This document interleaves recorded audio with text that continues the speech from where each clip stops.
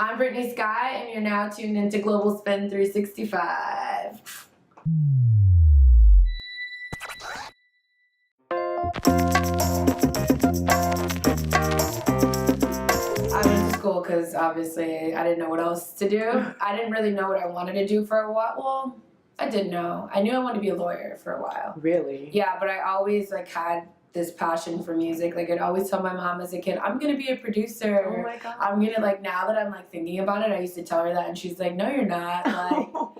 She's not traditional West Indian, but she has those values. I was confused for a long time. Okay. I was like, oh, maybe I should do PR stuff. And I was working at Red Bull. Oh wow. So I had worked my way up into the office, and I thought I was gonna get a full-time job with them, and that was my world, working for Red Bull. And then I got laid off in my senior year, and I was just kind of doing freelance work here and there, and I guess kind of dibbling and dabbling in different scenes. I always kind of had, I guess, edge, and when everyone else okay. was own it. Yeah, when everyone else was hanging out in the cafeteria at school and college, I was hanging out downtown, or I was kind of in the city. Right. So I can count on two hands how many college parties I've been to. So yeah, I guess I was just the different kid, but I was always a kid that got along with different kinds of people. I know that a lot of DJs I've talked to, they heard a lot of no's before the yeses came. Can you talk about some things you've had to overcome as a DJ and how you overcame any struggle that you might have gone through? I did have a lot of roadblocks. For me, I was my biggest roadblock. Okay. It was really me against myself. Okay. Just because I was afraid of what everyone else would think.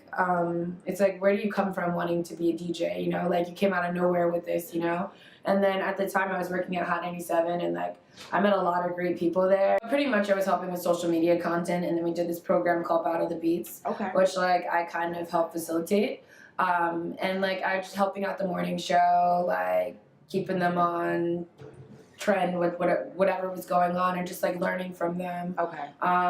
So I was oh, I don't know if I want to do this. I'm in a station where Flex and Enough and Peter Rosenberg and Saif, all these amazing people that put in the groundwork earlier on, that I hear my mom and my dad talk about oh, we used to go here and we used to go to the tunnel, and yes. I'm wow, they carry crates to the tunnel. Wow, right. They did, I don't have to do that. They're gonna look at me who are you? I didn't think they'd be really accepting of it, and I mean, I feel at first they didn't understand it. A lot of them did understand it, and they were helpful. Peter Rosenberg, totally got it. Yeah. Ebro, totally got it. Cast One, helped me. I got a lot of help from some pretty credible people. That's super dope. And to have them see the vision, I thought that was dope, but I felt I had a lot more to prove to myself.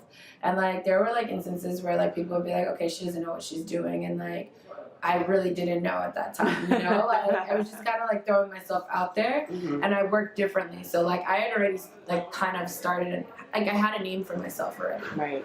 So, and I was just starting to learn. Okay. Yeah, so I had that working against me. I already had a name, and I was starting to learn versus starting to learn and making a name. And then building your way up. Yeah, so that was really, really tough. And I mean, I got I want to say, I guess, bullied a little bit in that world, a little bit. Oh no. But I'm you know what, I'm gonna just stick with it. And I mean, music is a big part of who I am. DNICE was one of the people that encouraged me to do wow. it. Yeah, that's a pretty big deal. Yeah, you're so humble about it. Yeah, it's just DNICE just encouraged me to do it, and it's bro, that's DNICE. No, I know he's very legendary, but he's right. that. He's really humble, yeah. and I don't know. I one thing I will say about him that I really appreciate is he's not really threatened by the next generation. I think one of the things that's really stood out when it comes to just your craft and who you are as a DJ, I think that you are probably, I'm trying to think of any other DJs that's aligned themselves with brands the way that you have. I think with Beats by Dre, Oakley, Adidas, events at New York Fashion Week, mm-hmm. BET, I mean, the list goes on. So what would you say is kind of your secret to branding yourself in a way that these larger brands want to work with you, want to pull you on? what would you say and what advice would you give to a DJ who's like, yo, I want to start DJing for these like brands? I think I would have to say, like, be yourself. I'm also kind of safe. I feel like I'm a safe bet, so they kind of bet on me. That's honestly what I think it is. Like, I'm just really careful with what I post because I know, like, my demo is a lot younger than a lot of other DJs. So, like, it's like the 18 to 24, like, you know, like the 16-year-olds are like watching me, and I just kind of want to lead by example. I think you can still be like sexy and fun and have edge, but it's all in how you do it, and it's also attitude.